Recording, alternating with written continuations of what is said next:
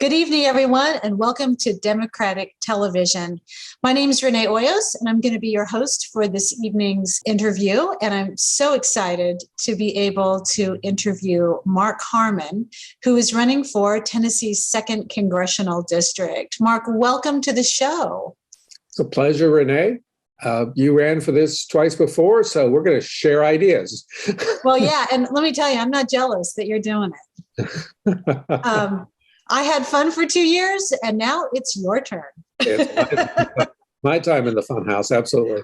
That's right. Well, I'm really excited that you're picking up the mantle. You know, it's a lot to ask folks to run for a district that is the longest Republican-held district in the country.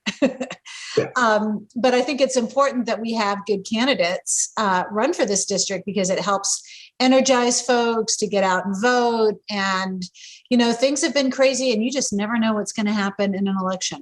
Sure. Yeah, anything could happen. So, yeah, I'd like you to introduce yourself to our listenership and tell us what do you expect to be the core issues on your campaign, and give us your stump speech.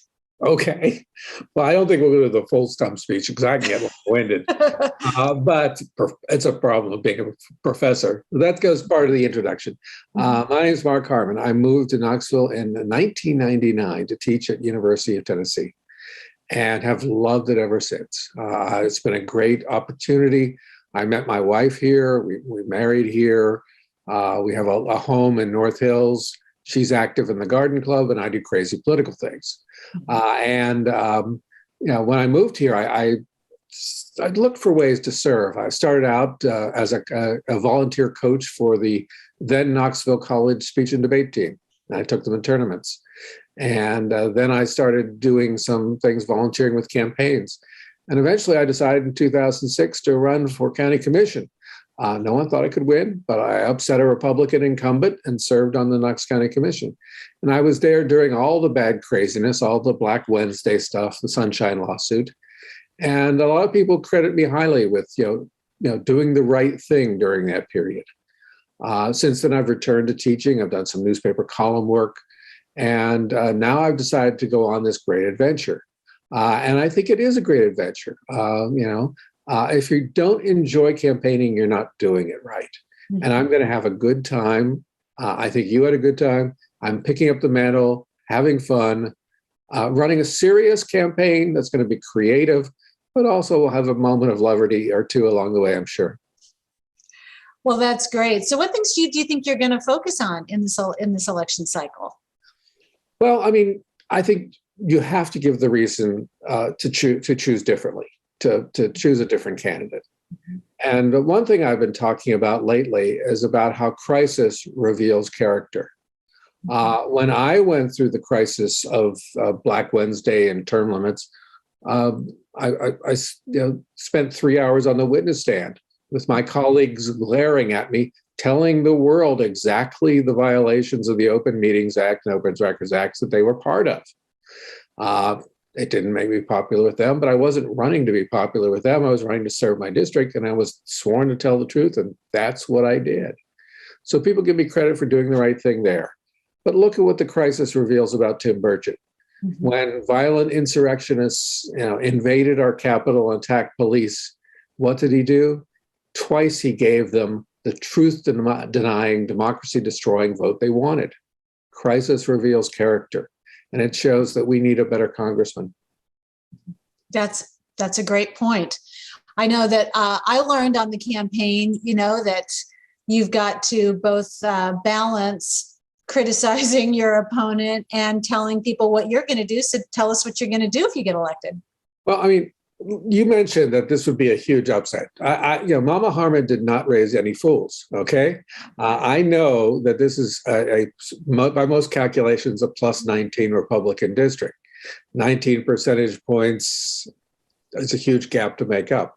But if I pull off that miracle, well, the things I campaigned on, things like a $15 an hour minimum wage, things like dramatically expanding college grants and grants for trade school and technical schools, things like green energy programs and putting a public option in our health plans. These are the things that are popular, that are not being done, and that need to be done. And when I go out and talk to people, it's not so much a right-left thing anymore. It's a right-wrong thing. And Tim Burchett is just wrong on so many issues. Mm-hmm. Yeah. Well, this is a watermark year for elections. We've got census data, and while I think a lot of us are suspicious about the quality of the data, it has affected the mapping. And so one of the things folks ask on the campaign trail is, what's your district? And your district and my district are not the same things. They're not. Yeah. So what does the district look like now with the new maps? The major difference between where you ran and where I ran is that I've lost Jefferson County, which is a shame. I've campaigned there. I have friends there. I'm going to miss them terribly. I hope they'll still help me. I've gained Union County and a few precincts in the northern reaches of the district. But otherwise, the core of the district remains Knox, Blount, and Loudoun counties. That's, I think, about 85% of the population. And so those three remain. We both campaigned in them or will campaign in them. So that core remains the same. Now, there's some funkier things going on with other districts around the state, but the 2nd district has had that relatively modest tweak. Yeah, I kind of thought that I think you should have Union County, frankly, because if you have Claiborne County, you drive through Union County to get there. Yes. So it was always a little odd that Union County got left out. And truly, there are some great Democrat supporters in Jefferson County that are going to be, I'm sure that they will help you, as well as their 1st congressional district candidate, whoever that remains to be. Lots of good activity. In fact, one of the activists out there, Dennis. We love Dennis. Dennis Gould, I think, shakes every election cycle, shakes the hand of every Democrat in Jefferson County. So he's a great asset to have for any campaign. I had a lovely day out at White Pine Days at Pine Fest. And I met the librarians were great. They looked at me very tired and said, "Come in and cool down." And I will miss that part of being in the district. But yeah, you're right. I mean, Union County belonged in it. That makes sense because Granger's there, Claiborne is there. But and I'm going to be on the road a lot. A little vehicle and me. We're going to be making the tour. Great. So when are you kicking off, and what kinds of things can volunteers be doing for you? Well, volunteers don't have to wait for me to say go. I mean, but what they should do is a lot of social media stuff. They should talk to families and friends. They should share my website, markharmonforcongress.com. They should direct people to it because it has all sorts of incredible resources there. It keeps growing every month. I keep telling my web gurus, okay, we got to add this, we got to add that. People should be contributing, of course, helping out with the finances of the campaign. But I think the more people have moved into social media, the more you just have to start doing things. Facebook, Instagram, Twitter. You have to start sharing with friends, families, and neighbors that there's a serious candidate running who is experienced, who is building on the good base that Renee left and is trying to put together this serious challenge on these important issues. And so that's what people can do. Where I am, well, within the first hour I was eligible to do so, I picked up my petition this week. I'm going to get myself on the ballot. Yeah, that's always good. I've already done some important campaign mailings. I've started to do the dialing for dollar stuff one has to do. I've begun some efforts. We already have campaign videos ready. We have campaign social media ready. We're about to start some of that. So the planning process is going well. And I have a great campaign manager, Paul Witt, who helped Amy Broyles, Courtney Durrett, me. He's an expert in winning the 2nd County Commission seat. Let's hope he can help me win this one. Yeah, the second congressional district. There's a jump. Nice. It's a jump. Well, people don't like to talk about this subject so much, but campaigns, you can do as much social media as you want, but campaigns really require money. And You have to have money because, you should pay your people. And particularly when Democratic candidates are running on things like $15 an hour minimum wage, we should be reflecting that in our campaigns and paying our folks a good wage. And I'm just curious about what your fundraising goals are and your plans to meet those goals. Okay, well, my fundraising goals are if I can get half as much as Renee got. That's a good goal. We got to 800,000, which was an amazing figure. Mm-hmm. And now, until I'm not at a point right now where we can afford to pay anyone, unfortunately. Mm-hmm. We're working totally on volunteer labor. The only people getting paid are our vendors, and they get paid on time. But we're doing the stuff one has to do, not only via social media, but through traditional phone calls, through direct mail, to raise the money. It's going to be an important part of our campaign, just as it was an important part of yours. And the mix may be different a little bit in how we spend our time. The mix may be a little bit different in how we spend our money. But you had the right idea. We're just going to do it in a different time. Mm-hmm. And the different time is post-insurrection. And with the Supreme Court on the verge of taking away women's reproductive rights, this is a wholly unpredictable election. So don't write us off. Please write us checks. Excellent. Yes. Yes, please do. I had a lot of really loyal contributors to both of my campaigns. And if any of them are listening tonight, please do the same for Mark here, because we need to, every dime that is spent for a candidate in a district like this really is an investment in what we can be doing now and in the future. And so I'd be interested to hear about, how you're going to staff your campaign. Lots of folks are willing to work to volunteer for campaigns, and the Democratic Party in Knox County is just super. So, you'll have hopefully some really good folks working for you as volunteers. Right. I'd like to say among the things we did was we trained a number of campaign workers so they can be useful to other candidates. So that's true. And I think the Democratic Party, particularly in Knox County, but elsewhere, has been fairly good about getting us volunteers and workers to organize things. Mm-hmm. And so it's not going to be, it'll be in some way, I'm going to be directing everything, but it's not going to be top heavy. I'm going to have fully empowered people. And if a volunteer coordinator says, hey, I want to put together a Tuesday night phone bank on top of whatever else we're doing, if you can do it, don't even have to tell me, just do it. But so we'll have all that done. We'll have to do the usual things with Vote Builder, which is the database that Democrats use in our efforts to reach people. You cannot ignore the value of, say, for example, sending out a postcard and then 3 days later calling that person saying, hey, I sent you a card and, I'm Mark Harmon. Do you have any questions about either me or the issues in there? You'd be surprised how people really respond well to that combo.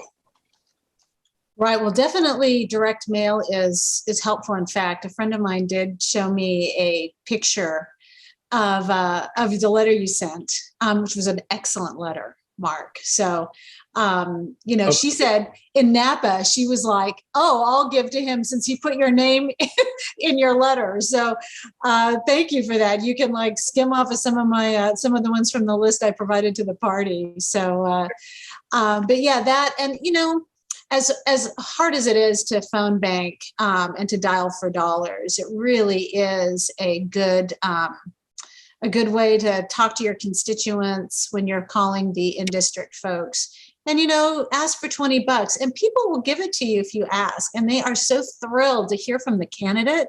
Yes. It's kind of amazing. People are like, oh, I've never had a candidate call me. And then you chat for a few minutes and, you give them the ask, can you do $20? And they're like, sure. I had the best time phoning. I've had people write me notes with the most sincere thoughts. One woman was 93 years old.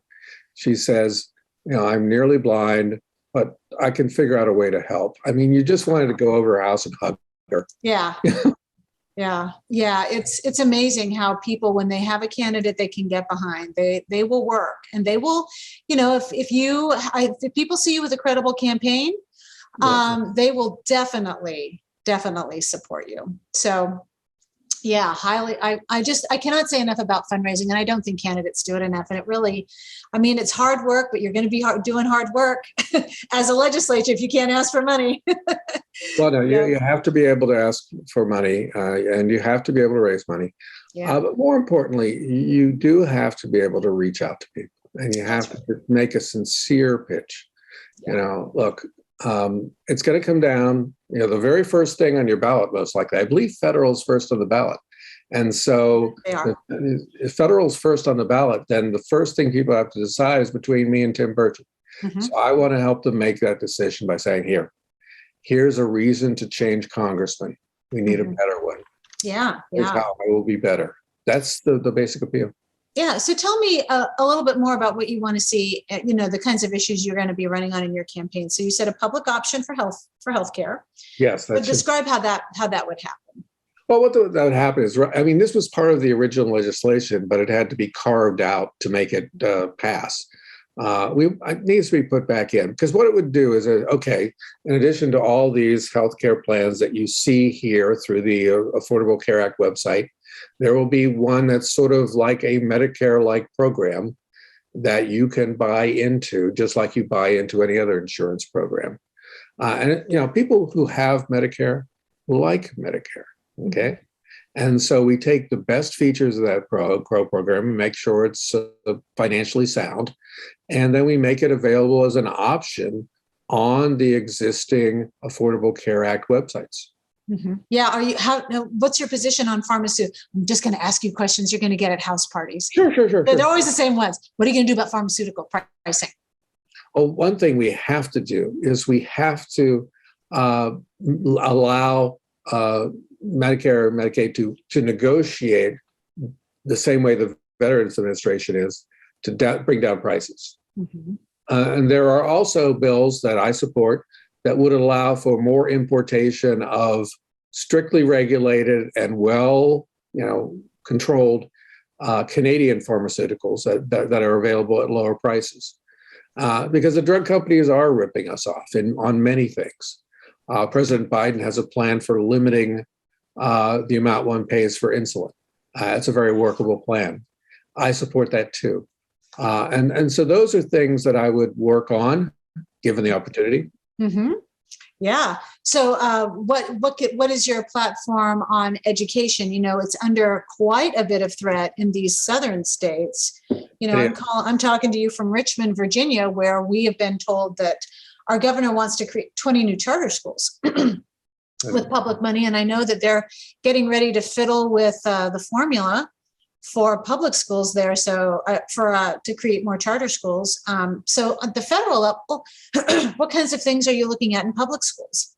Well, one thing we have to remember is that most money for schools comes from local areas. Comes from the local property tax, comes from the state sales tax. The federal component of education is typically between 7 and 8% of a typical school budget. Mm-hmm. So, if you want better things with your schools, go to your school board candidate, go to your state rep candidate. But at the federal level, there are some things I can do.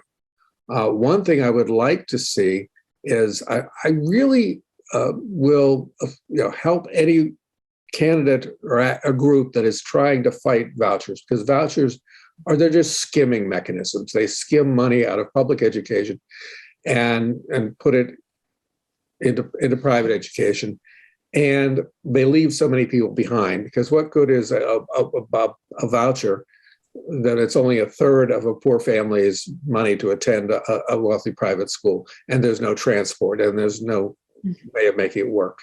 It's a sham, and it's a way of defunding public education without saying you are. Yeah. At the federal level, one of the things the federal government does, and I think it needs to do more of this, quite frankly, is grants. We have seen an entire 2 generations now, 40 years of increasing college debt, huge college debt. College debt is a burden on this country like you wouldn't believe. I think we can explore and improve our debt forgiveness programs and expand them. We don't need to make them for everyone. We can means test them. We can do some things, but we do need to have some loan forgiveness. And more importantly, for the current generation, I want them to have the same opportunity I had. I want there to be more grants out there, more grants for you to go to college, more grants for you to go any post-secondary, a trade or technical school. People are piling up loans when they should be getting grants. I want to turn that around. That is so crucial to who I am. I got through college with very little debt. I was very fortunate in that regard. My brother, graduating 8 years later, huge amount of debt because public policy had changed and we needed to change it back. As you were talking, I just had this realization that you're running in the Biden administration. And I was running in the Trump administration, and there were all kinds of things to react to. Yes. And in your case, federally, there's some good stuff. There is some good that stuff. The Biden administration is doing around education, around healthcare, around voting. Well, hopefully around voting, soon around voting. Infrastructure, for sure. We need infrastructure improvements. When people go gloom and doom about the Biden administration, I say, wait a minute, are you forgetting the COVID Relief Act that saved our economy and helped us on the way to health improvement? Are you forgetting about the Bipartisan Infrastructure Act? Those were terribly important. And by the way, Tim Burchett voted against both of them. Right. Always make sure to say that. Won't be hard because he just votes no for everything. Just about everything. Pretty much. The one that gets me is one of the earliest ones he did in Congress. He was, I think, only one of about a dozen people who did this. He voted against a symbolic bill just supporting our NATO allies. I know. It's like, what? Chances are, well, we won't get into being mean to Tim. That's okay. I have entire sections of my website called Bad Tim Votes. Well, it's called Bad Votes. Well, I'm sure it's a pretty large website. It got so large we had to break it down by years. Well, certainly in this district, what I discovered when I ran was that you had to be, there's kind of a fine line around how you you're going to be talking to a lot of folks that just presently don't agree with you, right? And it's a fine line to do it. I'm just curious, like how people would ask me all the time, what are you going to say to a Republican to flip them? And I would say, well, what can a Republican say to you to flip you? Like there's no magic words. Right. But, you do need to reach out to them to at least give them the opportunity to see you. And so I'm just curious how you're going to be working on that throughout your campaign.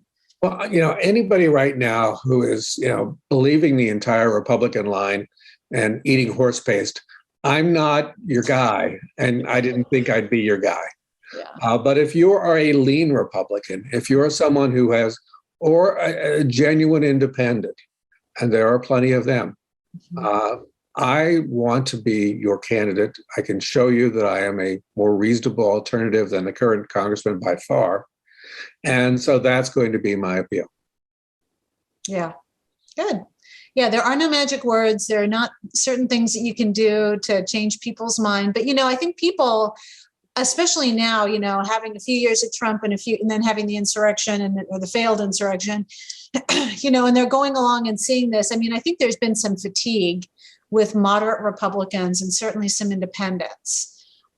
So, I think there's a right group of folks there that you can appeal to.